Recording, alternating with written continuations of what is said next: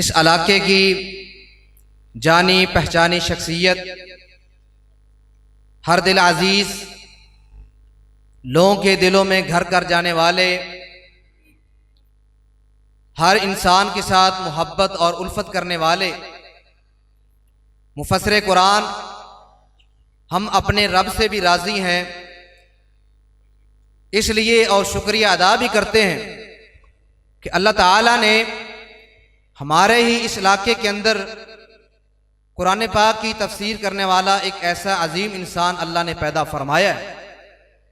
تو میری مراد مفسر قرآن پروفیسر سیف اللہ قصوری صاحب، ان سے قبل میں تمام احباب کا شکر گزار ہوں جو دور دراز سے اللہ کی رضا کے لیے اس پروگرام میں تشریف لائے ہیں۔ میری مراد قاری برکت اللہ صاحب، پروفیسر حافظ علی اکبر ثانی صاحب، اور اسی طرح بڑے ہی پیارے محبت کرنے والے استاد محترم حافظ عبدالرؤف المنابی صاحب حافظہ اللہ تعالی متان اللہ بطول حیاتی۔ تو اسٹیج پہ مقامی علماء کرام بہت زیادہ تشریف فرما ہیں۔ تو میں کافی دیر سے سوچ رہا ہوں کہ یہ فضیلت الشیخ پروفیسر سیف اللہ قصوری صاحب کے لیے بھی بیٹھے ہوئے ہیں اور حافظ عمر صدیق صاحب کے لیے، تو انشاءاللہ ہم نے ان کی مہمان نوازی بھی کرنی ہے۔ تو میں اپنے آنے والے معزز مہمانوں سے گزارش کروں گا کہ کوئی بھائی کھانے کے بغیر نہ جائے۔ الحمدللہ کھانے کا الحمدللہ ہم نے آپ سب کے لیے انتظام و انصرام کیے، اور ہر سال یہ بڑا معاملہ ہوتا تھا، خاص طور پہ ہمارے سامعین کے لیے جب ہم کھانا تیار کرتے تھے وہ ٹھنڈا ہو جاتا تھا۔ اس وقت الحمدللہ ہم نے یہ کوشش کی ہے کہ آپ کو گرم کھانا دیا جائے، تو الحمدللہ اس کے لیے ہماری کوشش جاری ہے۔ تو جو مقامی علماء کرام اور دور دراز سے جو ہمارے معزز مہمان تشریف لائے ہیں، تو میں سب کو اہلاً سہلاً مرحبا کہتا ہوں، خوش آمدید کہتا ہوں۔ تو ان سے گزارش بھی کروں گا کہ آپ نے کھانے کے بغیر نہیں جانا۔ اب آپ کے سامنے میں دعوت خطاب دیتا ہوں محقق زمان، ہر دل عزیز، جانی پہچانی شخصیت، مفسر قرآن پروفیسر سیف اللہ قصوری صاحب۔ ذرا ان کے آنے سے پہلے بیداری کا ثبوت دیجئے۔ نعرہ تکبیر، آواز نہیں آئی تھی۔ نعرہ تکبیر، عظمت مصطفیٰ، شان مصطفیٰ، مقام مصطفیٰ، بلندی مصطفیٰ۔ تو میں پروفیسر سیف اللہ قصوری صاحب کا بھی شکر گزار ہوں، اور ان کو اپنی جماعت کی طرف سے، حفاظ اسلامک انسٹیٹیوٹ کی طرف سے اہلاً سہلاً مرحبا، ست بسم اللہ، جی آیا نو، خوش آمدید کہتا ہوں کہ انہوں نے ہماری دعوت پہ لبئی کہا اور اپنے قیمتی لمحات میں سے ہمیں قیمتی لمحات عطا فرمائے۔ تو میری دعا ہے اللہ تعالیٰ آنے والے وقت میں ان کو اس علاقے کا ایم پی اے بنائے۔ ہم یہ اپنی زندگی کے اندر دیکھنا چاہتے ہیں، تو انشاءاللہ ہم یہ دن ضرور دیکھیں گے۔ تو اب آپ کے سامنے تشریف لاتے ہیں پروفیسر سیف اللہ قصوری صاحب۔ مولا رسول اللہ وعلی آلہ واصحابہ اجمعین۔ اعوذ باللہ من الشیطان الرجیم، بسم اللہ الرحمن الرحیم۔ هو الذی ارسل رسولہ بالہدی ودین الحق لیظہرہ علی الدین کلہ ولو کرہ المشرکون۔ ارائیاں والا کے بھائیوں، بزرگوں، ساتھیوں، اور خاص طور پر ارائیاں والا سے تعلق رکھنے والے حفاظ قرآن، قرائے کرام، اللہ تبارک و تعالی آپ سب کو ان محبتوں کا بہترین صلہ عطا فرمائے۔ اور آج یہ ماشاءاللہ کانفرنس جس کا نام آپ نے پیغمبر انقلاب صلی اللہ علیہ وسلم کے نام سے موسوم کیا ہے، اللہ تبارک و تعالی ان محبتوں کی آپ کو بہترین جزا عطا فرمائے۔ تو علماء کرام موجود ہیں، اور میں انشاءاللہ اختصار کی پوری کوشش کروں گا، لیکن چند کلمات اور کچھ چیزیں پیغمبر انقلاب کہ ہمارے پیغمبر صلی اللہ علیہ وسلم نے عرب کی وہ سرزمین جس کے بارے میں اللہ تبارک و تعالی قرآن میں کئی جگہ پہ ارشاد فرماتے ہیں، گنوار لوگ، بدو لوگ، ان پڑھ لوگ، ہم نے اپنے پیغمبر صلی اللہ علیہ وسلم کو ان کے پاس یعنی مبعوث کیا، یتلو علیہم آیاتہ، ہمارے پیغمبر صلی اللہ علیہ وسلم نے کیا کیا؟ ان پہ قرآن کی آیتیں تلاوت کی، وَيُزَكِّيهِمْ، اور آپ صلی اللہ علیہ وسلم نے ان کا تزکیہ نفس کیا۔ ایک ہوتا ہے باہر سے ڈینٹنگ پینٹنگ کرنا، سرخی پاؤڈر لگانا اور کسی چیز کو خوشنما بنانا۔ ہمارے پیغمبر صلی اللہ علیہ وسلم نے جو انقلاب پیدا کیا اس دنیا میں، اور 1450 سال گزرنے کے باوجود آج تک کوئی اس کی مثال نہیں پیش کر سکا۔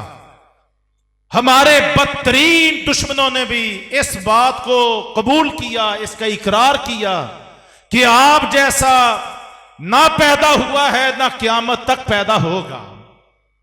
تو آپ صلی اللہ علیہ وسلم نے جو انقلاب پیدا کیا وہ کیا تھا؟ یتلو علیہم آیاتہ، آپ لوگوں پر اللہ کے قرآن کی آیتیں تلاوت کرتے تھے۔ وَيُزَكِّيهِمْ، آپ ان کا تزکیہ کرتے تھے، ان کے اندرون کی پاکیزگی کا بندوبست کرتے تھے۔ وَيُعَلِّمُهُمُ الْكِتَابَ وَالْحِكْمَةَ، آپ صلی اللہ علیہ وسلم نے ان کو کتاب کی تعلیم دی، اور اس کتاب پر اپنی زندگی میں عمل پیرا کیسے ہونا ہے، طریقہ کیا اختیار کرنا ہے، حکمت کیا اختیار کرنی ہے، زندگی کا پیٹرن کیا بنانا ہے، طرز زندگی کیا اختیار کرنا ہے، اس کی بھی آپ صلی اللہ علیہ وسلم نے اپنے اصحاب کو اس کی تعلیم دی۔ تو یہ 4 کام سورہ جمعہ پڑھ لیں، اور قرآن کی کئی صورتوں میں یہ آیت کچھ الفاظ کے یعنی عدل بدل کے ساتھ یہ کئی جگہ قرآن میں موجود ہے۔ اللہ تبارک تعالیٰ نے اپنا احسان جتلایا ہے۔ تو نبی کریم صلی اللہ علیہ وسلم نے جو اس کائنات میں انقلاب پیدا کیا، اور آج 1450 سال گزر گئے، 1446 ہجری ہے، 1450 سال میں میرے محترم بھائیوں ایسا انقلاب پیدا نہیں ہو سکا۔ آج کوئی بر اعظم ایسا نہیں، کوئی بر صغیر ایسا نہیں، کوئی ملک ایسا نہیں، کوئی جزیرہ ایسا نہیں، کوئی مشرق ایسا نہیں، کوئی مغرب ایسا نہیں، کوئی شمال ایسا نہیں، کوئی جنوب ایسا نہیں کہ جہاں آج لا الہ الا اللہ محمد رسول اللہ کا کلمہ پڑھنے والے بستے نہ ہوں۔ یہ آپ صلی اللہ علیہ وسلم کی رسالت کا اعجاز ہے، آپ کی رسالت کا اعجاز، کہ آج دنیا کا ہر 4تھا فرد لا الہ الا اللہ محمد رسول اللہ کے کلمے سے جڑا ہوا ہے۔ یہ ہے آپ کی تربیت، یہ ہے آپ کی دعوت، یہ ہے آپ صلی اللہ علیہ وسلم کی سیرت، یہ ہے آپ صلی اللہ علیہ وسلم کی تعلیم کتاب و حکمت اور اس کا نتیجہ۔ تو آپ نے جنگیں بھی لڑی ہیں، آپ نے مارکے بھی لڑے ہیں، آپ نے جہاد بھی کیا ہے، آپ تلوار دے کر بھی بھیجے گئے تھے، لیکن ان جنگوں کا، تلواروں کا ساتھیوں سب سے بڑا مقصد کیا تھا؟ کہ اسلام کے راستے کی رکاوٹوں کو دور کرنا، اور اسلام کی دعوت کے لیے جو اللہ کا سچا دین ہے، اور اس اسلام نے نبی کریم صلی اللہ علیہ وسلم پر وحی کی شکل میں نازل ہو کے سابقہ تمام ادیان کو منسوخ کر دیا تھا۔ اسلام کے آنے کے بعد نہ کوئی دین قائم رہا، نہ کوئی نظام قائم رہا، نہ کوئی سسٹم قائم رہا، نہ کوئی قانون قائم رہا، نہ کوئی مذہب قائم رہا۔ اسلام نے، اللہ نے اسلام کو نبی کریم صلی اللہ علیہ وسلم پر ہدایت اور دین حق کی شکل میں نازل کر کے سابقہ تمام قوانین، دساتیر، نظام، سسٹم، نازل ہونے والی کتابیں سب کو اسلام نے منسوخ کر دیا تھا.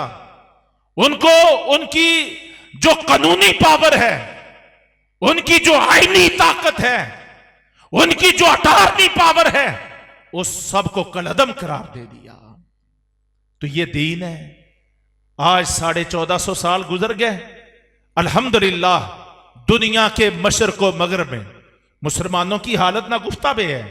ہم جانتے ہیں عقائد کے اعتبار سے آج اس امت میں سب سے بڑا زوال وہ معیشت کا نہیں ہے، پیسے کا نہیں ہے، سرمایہ کا نہیں ہے، دولت کا نہیں ہے، روٹی کپڑا اور مکان کا نہیں ہے. ارائیاں والا کے بھائیوں، اس بات کو سمجھو کہ آج دنیا میں سب سے بڑا بحران ہے تو ہماری کوتاہیوں کی وجہ سے وہ نظریے، عقیدے اور ایمان کا بحران ہے. عقیدے کا بحران ہے. آپ نے سب سے زیادہ زور 13 سال مکہ مکرمہ میں اور 10 سال مدینہ میں آپ کے اخلاق کا مقصد لا الہ الا اللہ، آپ کی دعوت کا مقصد لا الہ الا اللہ، آپ کے جہاد کا مقصد لا الہ الا اللہ، جنگوں کا مقصد لا الہ الا اللہ، مسجدیں بنانے کا مقصد لا الہ الا اللہ، معاشرے کی تربیت کا مقصد لا الہ الا اللہ. آپ کا مقصد حیات قل ان صلاتی و نسکی و محیای و مماتی للہ رب العالمین لا شریک لہ و بذالک امرت وانا اول المسلمین. آپ قرآن کی اس آیت پہ غور کریں. آپ صلی اللہ علیہ وسلم نے اپنی زندگی کا، اپنی موت کا، عبادتوں ریاضتوں کا، مارکوں جنگوں کا، معیشتوں معاشرتوں کا، سیاست اور حکومت کا، ہر چیز کا مقصد ایک چیز کو بنایا ہے کہ میری جد و جہد کا مقصد یہ ہے اللہ کی زمین پر صرف ایک اللہ کی عبادت ہو اور اللہ کے ساتھ اللہ کی زمین پر اس کائنات میں کوئی شرک اور شرک کرنے والی کوئی طاقت موجود نہ ہو. تو سب سے بڑی بنیاد آپ نے کس کو بنایا؟ خاص طور پر مدینہ منورہ ہجرت کرنے کے بعد ایک سوسائٹی وجود میں آ گئی تھی، ایک معاشرہ وجود میں آ گیا تھا، ایک جماعت موجود میں آ گئی تھی. تو آپ صلی اللہ علیہ وسلم کیا کرتے رہے؟ سب سے زیادہ آپ نے عقیدے پر، ایمان پر، توحید پر، لا الہ الا اللہ پر، افراد پر محنت کی. اس کو کہتے ہیں افراد سازی. جو شخص لا الہ الا اللہ پڑھ لیتا تھا بھائیو وہ ناقابل تسخیر بن جاتا تھا. لا الہ الا اللہ اس کے رگ و ریشہ میں چھا جاتا تھا. جان جاتی ہے جائے، مال جاتا ہے جائے، گھر بار جاتا ہے جائے، ہجرتیں کرنا پڑتی ہیں کریں گے، جانیں لٹانا پڑتی ہیں لٹائیں گے، پھانسیوں کے پھندوں پہ لٹکنا پڑتا ہے لٹکیں گے، سینے سے تیر و تفنگ آر پار ہوتے ہیں برداشت کر لیں گے. سارا گھر جاتا ہے، خاندان جاتا ہے، کل کائنات جاتی ہے جائے، لیکن اسلام، ایمان، لا الہ الا اللہ سے بے وفائی نہ ہو. یہ معاشرہ رسول اکرم صلی اللہ علیہ وسلم نے تیار کیا تھا. تو دیکھ لیں، ایک تھے تنہا. جب کوہ صفا سے آپ صلی اللہ علیہ وسلم نبوت سے، ختم نبوت سے سرفراز ہوئے تھے، تنہا تھے. نیچے آئے، پہلے دن ایک سے اللہ نے 4 بنا دیا. ایک سے 4. ابو بکر صدیق بھی آ گئے، خدیجہ الکبریٰ رضی اللہ عنہ نے بھی وفا کا اعلان کر دیا، سیدنا علی مرتضیٰ رضی اللہ عنہ بھی اس قافلے کے شامل ہو گئے. 1 سے 4 بن گئے، 4 سے 10 بنے. ہجرت کے وقت 100 کے لگ بھگ مدینہ پہنچے. بدر میں 313، احد میں 700، احزاب میں 1000 کے قریب، حدیبیہ میں 1400-1500، فتح مکہ میں 10,000، حنین میں 12,000، تبوک میں 30,000، حجۃ الوداع میں 1,44,000. دیکھتے ہی دیکھتے ایک انقلاب پیدا ہوتا چلا. پہلے کوئی پناہ نہیں دیتا تھا اور اب اللہ قرآن نازل کر رہا ہے، اذا جاء نصر اللہ والفتح وَرَأَيْتَ النَّاسَ يَدْخُلُونَ فِي دِينِ اللَّهِ أَفْوَاجًا، وہ مکہ والے جو جان کے دشمن ہو گئے تھے، جنہوں نے آپ کے سر کی قیمت 100 سرخ اونٹ لگا دی تھی، جنہوں نے آپ کا ناطقہ بند کر دیا تھا، آپ کے ساتھیوں پہ عرصہ حیات تنگ کر دیا تھا، آج فتح مکہ کے موقع پر وہی ہیں کہ دن کے کچھ لمحات میں 1-2 نہیں 2000 لوگ لا الہ الا اللہ محمد رسول اللہ کا کلمہ پڑھتے ہیں۔ آج وہی مکہ ہے جو گزشتہ 20 سال سے جس کا بیت اللہ، جس کی طرف گزشتہ 6-7 سال سے آپ رخ کر کے نمازیں بھی پڑھ رہے تھے، مدینہ جانے کے بعد 16 مہینے بیت المقدس کی طرف رخ کر کے نمازیں پڑھتے رہے، پھر اللہ تبارک تعالیٰ نے آپ کی فریادوں کو قبول کیا، فرمایا قد نرا تقلب وجہک فی السماء، اے پیغمبر آپ کا چہرہ بار بار فریاد قرآن ہے اور آپ یہ چاہتے ہیں کہ بیت اللہ کا قبلہ بن جائے، ہم آپ کی یہ فریاد قبول کرتے ہیں اور آج ہی بیت المقدس کی بجائے بیت اللہ کو آپ کا قبلہ قرار دیتے ہیں۔ 6-6.5 سال بیت اللہ کی طرف رخ کر کے نماز، آج فتح مکہ کے موقع پر تشریف لائے، ہاتھ میں ڈنڈا پکڑا ہوا ہے، انقلاب ڈنڈا پکڑا ہوا ہے اور بیت اللہ میں داخل ہوتے ہیں، بخاری مسلم کی روایت ہے، داخل ہوتے ہیں اور کیا دیکھتے ہیں؟ جو اللہ کا گھر حضرت ابراہیم علیہ السلام نے، ان سے پہلے نبیوں نے جو ایک اللہ کی عبادت کے لیے بنایا تھا، اس کے در و دیوار کے ساتھ 360 بت اور مورتیاں لٹک رہی ہیں، ہاتھ میں ڈنڈا ہے۔ آپ قرآن کی آیت پڑھ رہے ہیں بنی اسرائیل کی، کیا آیت ہے؟ قل جاء الحق وزهق الباطل ان الباطل کان زہوقا۔ آپ نے فرمایا اسلام آ گیا ہے، یہ اللہ کی فطرت ہے، یہ اسلام میں اللہ تبارک تعالیٰ نے یہ طاقت رکھی ہے۔ ایسا نہیں ہوتا کہ اسلام اور کفر بھائی بھائی بن کے رہیں، بھائی بہن بن کے رہیں، جہاں یہ کھچڑی پکی ہوتی ہے، یا اسلام ہوتا ہے یا کفر ہوتا ہے، یہ دو ایسے جوہر ہیں جو کبھی اکٹھے نہیں ہو سکتے، اور اس کا اظہار آپ کر جال حق، اسلام آ گیا، حق آ گیا، وزہق الباطل، اور باطل دفع ہو رہا ہے، ان الباطل کان زہوقا، باطل کے مقدر میں اللہ نے ذلت اور رسوائی لکھی ہے۔ آپ ایک دفعہ قرآن کی آیت پڑھتے ہیں، زور سے وہ چھڑی، وہ ڈنڈا بت پہ مارتے ہیں۔ صحابہ کہتے ہیں، عبداللہ بن مسعود رضی اللہ عنہ جو آنکھوں دیکھا منظر بیان کرتے ہیں، کہتے ہیں جب ایک پہ ڈنڈا پڑتا نا اللہ کے رسول کا، تو وہ بت ٹکڑے ٹکڑے ہو کے کرچی کرچی ہو کے زمین پر گرتا۔ میرے اور آپ کے پیغمبر وہ ہیں جنہوں نے اسلام کا پرچار کرنے کے لیے، اسلامی انقلاب برپا کرنے کے لیے ایک ہی دن کے کچھ لمحات میں ساتھیوں بھائیوں اپنے ہاتھ سے، اپنے ڈنڈے سے 360 بتوں سے اللہ کے گھر کو پاک کیا تھا۔ یہ اسلام ایسے آتا ہے، یہ ایسے چھاتا ہے، یہ ملکوں کا دین ہے، یہ بر اعظموں کا دین ہے، یہ اللہ کی ساری زمین کا دین ہے، یہ پوری بنی نوع انسانیت کا دین ہے، اور اس دین کے لیے تجربہ کا رسول اللہ صلی اللہ علیہ وسلم نے مدینہ منورہ کو بنایا۔ وہاں لوگوں کی تربیت کی، تھوڑے تھے لیکن توحید و سنت کے رنگ میں رنگے ہوئے، نور سے منور، ان کے سینوں میں توحید کا راج تھا اور ان کے وجودوں پر سنت کا نور چھایا ہوا تھا۔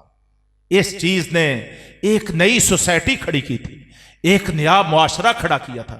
وہ جاہلیت کے لوگ، وہ عصبیتوں کے مارے ہوئے، وہ بتوں کی پوجا کرنے والے، وہ اپنی بیٹیوں کو زندہ درگور کر دینے والے، وہ الہ واحد کے مقابلے میں ہر روز کسی نہ کسی نئے بت کی، خود تراشیدہ بت کی پوجا کرنے والے، آپ صلی اللہ علیہ وسلم نے ان کو ایسا قرآن کے رنگ میں رنگ دیا تھا، اللہ رب رحمان کے احکام کے رنگ میں رنگ دیا تھا۔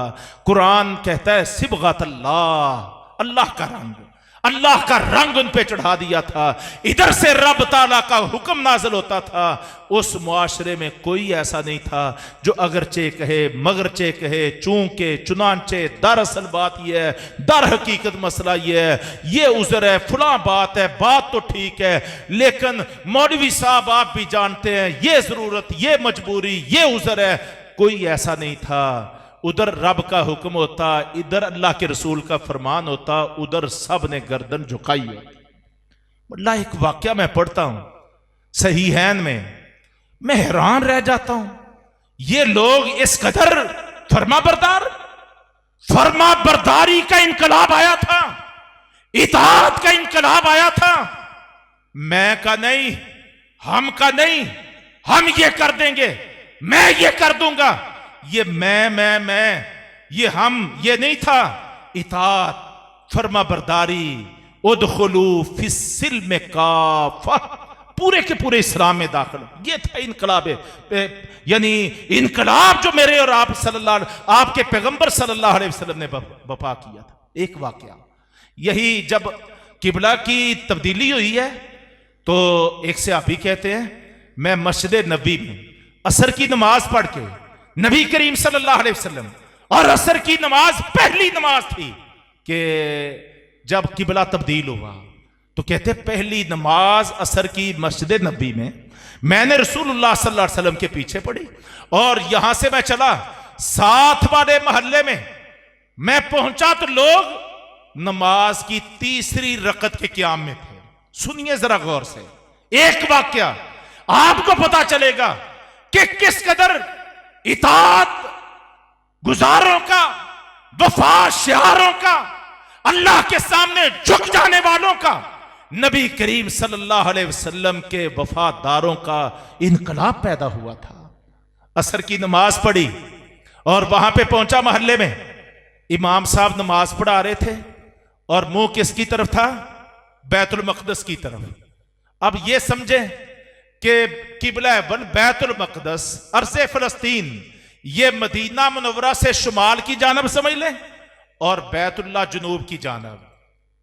कितनी डिग्री पर ये जनाब आमने सामने, अपोजिट साइड, ये मैं शुमाल की जानब रुख करके बैठा हूं और मेरे बिल्कुल मेरी पुश्त जुनूब की जानब है।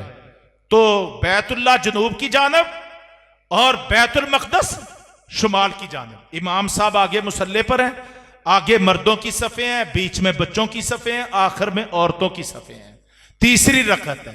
कहता है मैं मस्जिद में पहुंचा, मैंने देखा कि हमने तो बैतुल्लाह की तरफ रुख करके नमाज पढ़, अल्लाह के पैगंबर के पीछे पढ़ी है, तो किबला तो तब्दील हो गया है, इनको खबर भी नहीं है।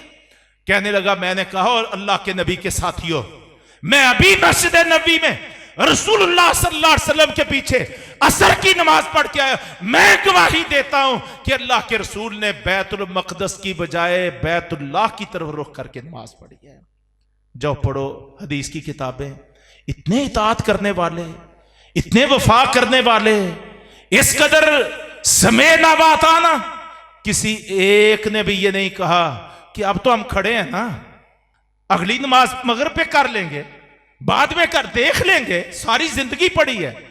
सहाबी कहता है मैंने देखा इमाम भी रुकू की हालत में, तीसरी रकत रुकू की हालत, इमाम भी रुकू की हालत में शुमार से जुनूब की तरफ पलट रहा है और उसके पीछे पीछे ये एक खबर अल्लाह के रसूल की कि आपने अल्लाह का हुक्म मान के वही के नतीजे में बैतुल मक़दस की बजाय बैतुल्लाह की तरफ रुख करके नमाज पढ़ी है। इमाम भी, मुक्तदी भी, मर्द भी, औरतें भी, बच्चे भी, बूढ़े भी, सब के सब जनाब एक हुक्म सुना है और जनाब शुमाल की बजाय जुनूब की तरफ पलट गए, रुकू से उठना भी बर्दाश्त नहीं किया।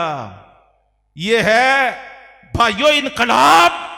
आज हम इनकलाब की बड़ी बातें करते हैं, इनकलाब की बड़ी बातें करते हैं और बड़े तज़किरे करते हैं, लेकिन हमारा इनकलाब क्या होता है? दूसरों को धाड़ना, चंगाड़ना, पछाड़ना, उनको चैलेंज करना और जनाब उनकी इज्जत नफ्स को मजरूह करना, फब्तियां कसना, इल्जाम लगाना, अगले को झूठा करार देना, حالانکہ وہ بھی کلمہ گو، میں بھی کلمہ گو، ہم سب ایک دین سے وابستہ، ایک نبی کے ماننے والے، ایک قبلہ کی طرف رخ کر کے نماز پڑھنے والے، ہمارے یہ انداز ہے۔ اور وہاں پر معاشرہ ایسا تیار ہو گیا تھا، جماعت ایسی تیار ہو گئی تھی جو اللہ کے سامنے جھک گئے تھے۔ ساتھیوں، جب بھی اللہ کے سامنے جھک گئے، اللہ تبارک تعالیٰ نے پوری دنیا کو ان کے سامنے جھکا دیا تھا۔ 100 سال ہے صحابہ کا، 100 سال، 92 ہجری نبی کریم صلی اللہ علیہ وسلم کے دنیا سے تشریف لے جانے کے جناب، بلکہ 102 ہجری جس سال خلیفہ راشد سیدنا عمر بن عبدالعزیز رحمہ اللہ ان کا انتقال ہوتا ہے، اسی سال آخری صحابی ابو طفیل ان کا نام ہے، مکہ مکرمہ میں ان کی وفات ہوتی ہے۔ یہ آخری صحابی ہیں جن کو تاریخ نے سب سے آخری صحابی قرار دیا ہے۔ 102 ہجری، گویا کہ رسول اکرم صلی اللہ علیہ وسلم کی ہجرت کے 102 سال بعد اور آپ کے دنیا سے تشریف لے جانے کے 92 سال بعد آخری صحابی فوت ہوئے ہیں۔ تو ایک جماعت جو آپ صلی اللہ علیہ وسلم نے تیار کی تھی نا، کتاب پر، سنت پر، کلمے پر، عقیدے پر، ایمان پر، اخلاقیات پر، آداب پر اور قرآن کے رنگ میں رنگے جانے پر، سنت کے نور سے منور ہو جانے پر، ایک جماعت جو آپ صلی اللہ علیہ وسلم نے تیار کی تھی، بھائیو اس جماعت کو وہ اللہ کے سامنے جھک گئے تھے، اللہ تبارک تعالیٰ نے دنیا کو ان کے سامنے جھکا دیا تھا۔ حالانکہ دیکھیں، میں آخری بات کرتا ہوں، ان کی روٹی جیسے ہمارے کھانے کے سلسلے ہیں، صبح بھی، دوپہر بھی، شام بھی، درمیان میں کتنے ہمارے ریفریشمنٹ ہوتے ہیں، ٹی بریک ہوتی ہے، پتہ نہیں نئے سے نئی اصطلاحات آ رہی ہیں، سارا دن کھاتے ہی رہتے ہیں۔ ہمارے ڈاکٹر اور یہ طب سے متعلق لوگ کہتے ہیں کہ بھوک کی وجہ سے لوگ کم مر رہے ہیں اور زیادہ کھانے سے آج کل زیادہ بیماریاں اور ہلاکتیں ہو رہی ہیں۔ تو ہم کھانے، روٹی، کپڑا اور مکان، یہ جو 3 چیزیں ہم نے معیار زندگی بنایا ہوا ہے، ان تینوں کے حوالے سے وہ ہمارے سے 10 گنا پیچھے تھے۔ ہم آج ہمارا غریب سے غریب تر، مزدور سے مزدور تر، اس کا گھر بھی، کھانا بھی، روٹی بھی، کپڑا بھی اور مکان بھی صحابہ کرام کی جماعت سے یعنی مجموعی طور پر وہ بہتر نظر آتا ہے۔ لیکن آخر کیا وجہ ہے؟ وہ جس طرف چلے، جس طرح دنیا کی کوئی طاقت ان کے سامنے ٹھہر ہی نہیں پائی۔ ہم دیکھتے ہیں چھوٹے چھوٹے دستے لے کے ہماری زندگیوں کی زندگیاں گزر جاتی ہیں، کوئی انقلاب پیدا نہیں ہوتا، کوئی انقلاب پیدا نہیں ہوتا۔ ساتھ والے گھر کو، ساتھ والی گلی اور محلے والوں کو بھی ہماری جد و جہد سے ان پہ اثر نہیں پڑتا۔ اور یہ کیسے لوگ تھے ساتھیوں، کیسے لوگ تھے، کیسی جماعت تھی؟ جس طرف چلے ہیں نا، معاشروں کے معاشرے، ملکوں کے ملک، بر اعظموں کے بر اعظم، سپر طاقتوں کی سپر طاقتیں وہ بدلتے چلے گئے ہیں۔ اللہ اکبر۔ اور جب آخری سے ابھی دنیا سے جا رہا تھا، اس دور میں 3 آباد بر اعظم، 3 آباد، ایشیا، افریقہ، یورپ، یہ 3 آباد بر اعظم، آج دنیا کا جغرافیہ 7 بر اعظموں میں تقسیم ہے۔ اس دور میں 3 آباد بر اعظم کہہ لیجئے، اس دور میں عرب اور عجم تقسیم ہوتی تھی، لیکن یہ 3 بر اعظموں کی میں بات کرتا ہوں۔ ان کا بیشتر علاقہ اور لوگ وہ تھے جو لا الہ الا اللہ محمد رسول اللہ کے کلمے سے منسلک ہو چکے تھے۔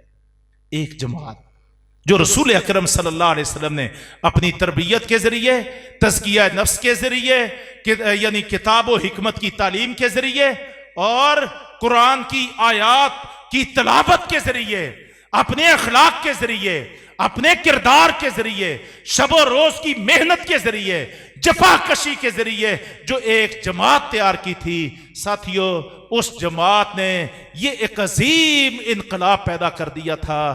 آج ماشاءاللہ یہ اتنا شاندار مجمع ہے، ہم یہ طے کریں، یہ عزم کریں کہ اے اللہ ہمیں بھی تو صحابہ اکرام جیسی زندگیاں اختیار کرنے کی توفیق عطا فرما دے۔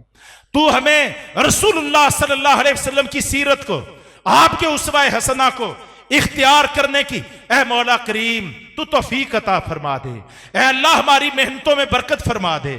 الحمدللہ جذبے بھی ہیں، محنتیں بھی ہیں، لگن بھی ہے، سب کچھ ہے، بس تھوڑا سا اپنے آپ کو سنوارنے کی ضرورت ہے اور بہت سارا اللہ سے مانگنے کی ضرورت ہے، اخلاص اور خلوص کو پیدا کرنے کی ضرورت ہے، بے لوث ہو کے محنت کرنے کی ضرورت ہے، لوگوں تک پہنچنے کی ضرورت ہے، افراد سازی کرنے کی ضرورت ہے، ایک ایک فرد پہ محنت کرنے کی ضرورت ہے۔ یہ مت سمجھو کہ ہمارا ساتھی وہی ہوگا جو فرشتہ صفت ہوگا، جس کے سارے اعمال ٹھیک ہوں گے۔ آج ہم اس کو بڑا جفا ڈالتے ہیں جو نیکوکار ہو، پرہیزگار ہو، کتاب و سنت کا متبع ہو، اور جناب وہ تہجد گزار ہو، بڑے مسکراتے چہرے سے ملتے ہیں، اور جس نے ہاتھ میں کڑے ڈالے ہوئے ہوں، جس کی عقیدے کے بارے میں ہمیں ہو، جس کا چہرہ سنت سے نہ ملتا ہو، ہم اس سے کراہت بھی کرتے ہیں، دور بھی رہتے ہیں، نفرت بھی کرتے ہیں۔ یہ نفرتوں کو ختم کرنا ہوگا۔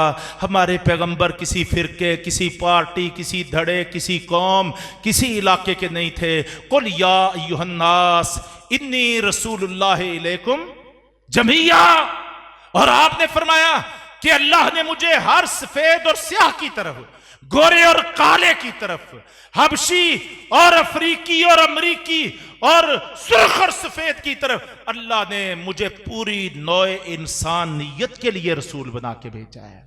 کوئی مانتا ہے تو وہ امت اجابت ہے کہ انہوں نے آپ کی دعوت کو قبول کر لیا ہے، اور جو نہیں مانتا، یہودیت پر قائم ہے، عیسائیت پر قائم ہے، ہندو مت پر قائم ہے، سکھ ہے، جین مت ہے، بدھ مت ہے، اور کسی باطل مذہب سے ہے، کسی باطل فرقے سے ہے، کسی بڑے یا چھوٹے سے ہے، لیکن ساتھیو وہ بھی ہمارے نبی کا امتی ہے، لیکن وہ امت دعوت ہے کہ ابھی ہمارے اوپر فرض ہے، ہم نے محنت نہیں کی، ہم نے اپروچ نہیں کی، ہمارے دین میں بہت جوہری طاقت موجود ہے، بس دین کے علمبرداروں کو چاہیے کہ آج کے اس دور میں جس کو گلوبل ویلیج کہا جاتا ہے، اس دور میں اپنی دعوت کا، اپنی محنت کا دائرہ بڑھائیں، اور ہر ایک تک جس کے ہمارے پیغمبر رسول ہیں اور آپ سب کے رسول ہیں، ایک امت اجابت ہے جو ہم سب کلمہ پڑھنے والے